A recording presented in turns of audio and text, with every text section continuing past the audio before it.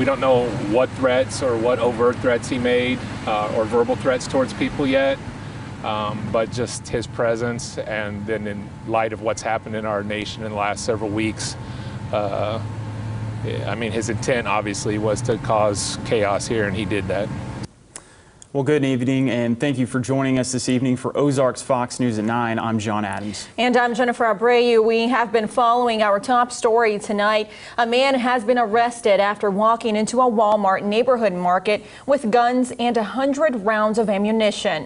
We want to start off our team coverage this evening in light of what has taken place. Our Jesse Inman has been at the scene all night. He has reactions from customers who are in the store near Republic Road and Farm Road 135. Our Madison Heaver spoke with the man who says he confronted that armed man and will tell us what he experienced and what led him to those actions. And while that situation did not result in an active shooter situation, our Francis Lynn has been learning more about what to do if that ever takes place. Now we want to begin with our Jesse Inman, who has been at that Walmart store where all of this took place earlier today. Jesse, what can you tell us about what happened? Well, guys, I'll go ahead and kind of refresh people for what happened in this situation earlier today. It was around just after 4 o'clock, 4:09 is when police got the call, and Lieutenant Mike Lucas from Springfield Police laid it all out for us. This call actually came in as an active shooter call, and they responded within 3 minutes here at the Walmart neighborhood market here on Republic Road and Golden. Now, the 20-year-old male was putting on body armor in the parking lot and then walked into the Walmart with a tactical rifle around his neck and also had a handgun on his side. That obviously caused major panic inside the Walmart. The store manager pulled the fire alarm and evacuated people out of the building. Then the armed man pushed around a shopping cart, recording the chaos on his phone as people were scurrying out of the Walmart. Now, an off-duty fireman was armed and challenged the man at gunpoint and held him at bay. Now, we're not really sure what he was saying to people as they walked out of the Walmart here, but we do know that that firearm was loaded when he was inside the Walmart. And we did speak to a few people who were here at the Walmart as all of this unfolded, and they shared their experience with us. This siren goes off, a real loud siren goes off for like a second, and then they say suspected fire, possible fire, exit immediately. And there's an employee standing there, and I was like, looked at him like that, and he's like, I don't know. And this lady was screaming at us, she's like, get out now, get out, just yelling, and we're like, oh my gosh, I don't smell a fire. And not really a panic, but everybody's scared. They were just concerned and just had no idea what was going on. We had no idea what was going on at all, so. Was just sitting there getting ready to get out of my car when I heard off to my left someone yelling, is that a real rifle? There was just that brief moment of, I saw what was around his neck and realized he could have grabbed that at any minute. And so just kudos to everybody that was around me that made me feel safe. We're being terrorized by our own citizens, and it has to stop. There's an off-duty fireman that stopped this, and he had a weapon on him. So if it wouldn't have been for that guy, who knows what could have happened today. Now, there's no word right now on any formal charges that have come for this 20-year-old male. I understand we have some legal perspective back in the studio. So for that, I will toss it back to you guys in Springfield. Jesse Inman, Ozarks First.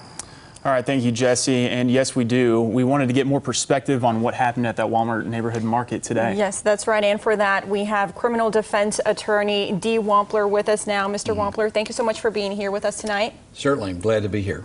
So we wanted to talk to you about just going through Missouri's gun laws. We are a constitutional carry state. Can you explain what the rules are and what gun owners' rights are?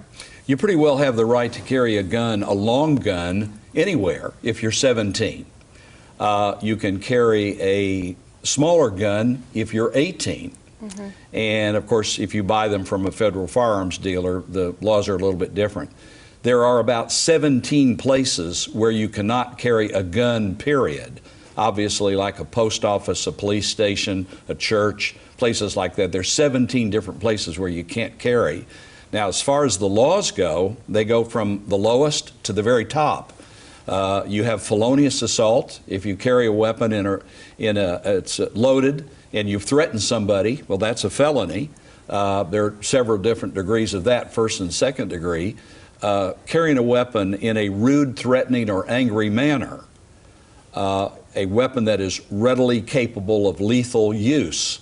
So if you carry a weapon in a rude, threatening, or angry manner, which is in the eyes of the beholder, whatever a reasonable person would see, that's a felony. You can't do that, especially if you're intoxicated or under a court order of some kind or illegal alien. We have all kinds of laws like that. And then, of course, we have peace disturbance and common assault. Everybody pretty well understands what those are. They carry up to a year in jail or a $1,000 fine. So we have a range, but keep in mind the Second Amendment is a pretty strong amendment.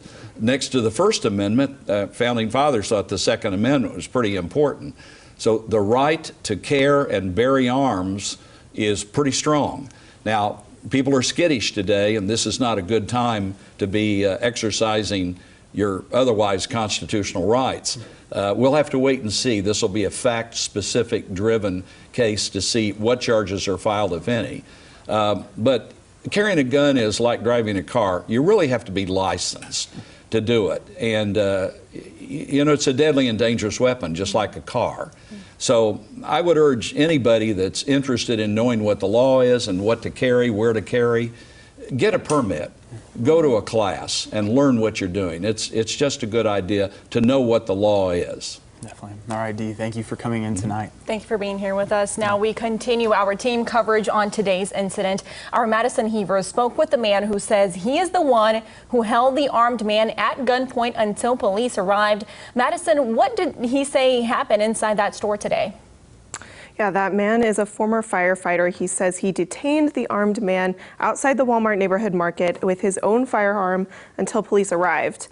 Now, this former firefighter has asked us to refrain from using his name or showing his face. He was carrying a concealed weapon and held the armed man in his 20s until police arrived about 30 seconds later. He says this former firefighter was shopping for groceries with his wife at that Walmart when staff pulled the fire alarm. He says after that it was chaos. Staff were pushing everyone toward the door. He says he's hopeful that by stepping in, he prevented something terrible from happening.